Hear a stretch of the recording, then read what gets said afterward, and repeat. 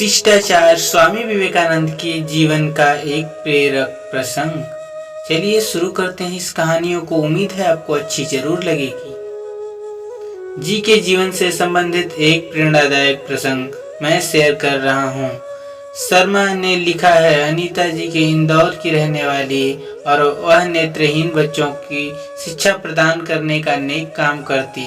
दोस्तों, आज मैं आपके साथ स्वामी विवेकानंद जी के जीवन से संबंधित एक प्रेरणादायक प्रसंग शेयर कर रहा हूँ। इसे मिस अनीता शर्मा ने लिखा है। अनीता जी इंदौर की रहने वाली और वह नेत्रहीन बच्चों को शिक्षा प्रदान करने का नेक काम करती। यूट्यूब पर अपने द्वारा की गई रिकॉर्डिंग के जरिए वह ऐसे बच्चों को बैंक इत्यादि प्रतियोगी परीक्षाओं में सफल होने में सहयोग करती है। स्वामी जी के आदर्शों में यकीन रखने वाली अनीता जी का मानना है कि इंसान की सेवा भगवान की सेवा है। एकेसी की तरह से अपने इस महान कार्य के लिए ढेरों बधाइयाँ और शुभकामनाएं। मैं एकेसी के रिकॉर्डर्स से अनुरोध करूंगा कि यदि वो किसी नेत्रहीन व्यक्ति को जानते हो तो कृपया यूट्यूब पर मौजूद इनकी रिकॉर्डिंग्स के बारे में जरूर बताएं। शिष्टाचार स्वामी विवेकानंद जी ने कहा है कि विश्व में अधिकांश लोग इसलिए असफल हो जाते हैं क्योंकि उनमें समय पर साहस का संचार नहीं हो पाता। वे भयभीत हो उठते हैं। स्वामी जी की कही सभी बातें हमें उनके जीवन काल की घटनाओं में सजीव दिखाई देती है। उपयुक्त लिखे वाक्य को शिकागो की एक घटना से सजीव कर दिया। किस तरह विपरीत परिस्थिति में भी उन्होंने भारत को गौरवान्वित किया। हमें बहुत गर्व होता है कि हम इस देश के निवासी हैं जहां विवेकानंद जी जैसे महान संतों का मार्गदर्शन मिला। आज मैं आपके साथ शिकागो धर्म सम्मेलन से संबंधित एक छोटा सा वृत्तांत बता रही हूँ जो भारतीय संस्कृति में समाहित शिष्टाचार की ओर इंगित करता है।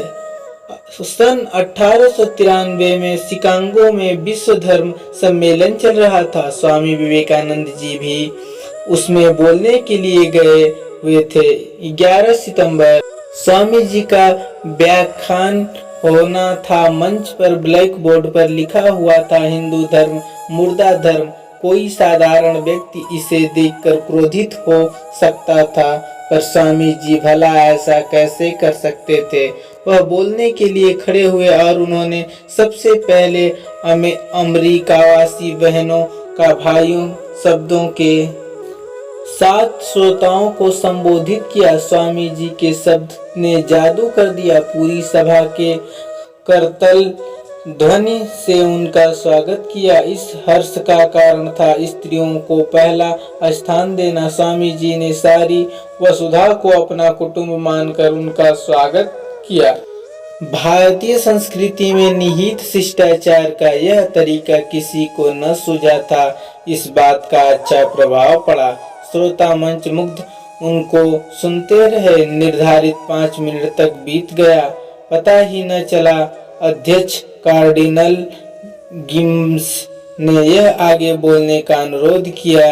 स्वामी जी 20 मिनट से भी अधिक देर तक बोलते रहे। स्वामी जी की धूम सारे अमेरिका में मच गई।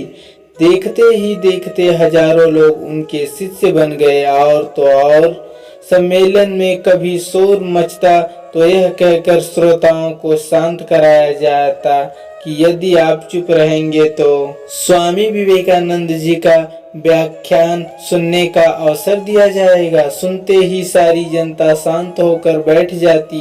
अपने व्याख्यान से स्वामी जी ने यह सिद्ध कर दिया कि हिंदू धर्म भी श्रेष्ठ है, जिसमें सभी धर्मों को अपने अंदर समाहित करने की क्षमता है। भारतीय संस्कृति किसी की अपमानता या निंदा नहीं करती। इस तरह स्वामी विवेकानंद जी ने 7 समंदर पार भारतीय संस्कृति की ध्वजा फहराई।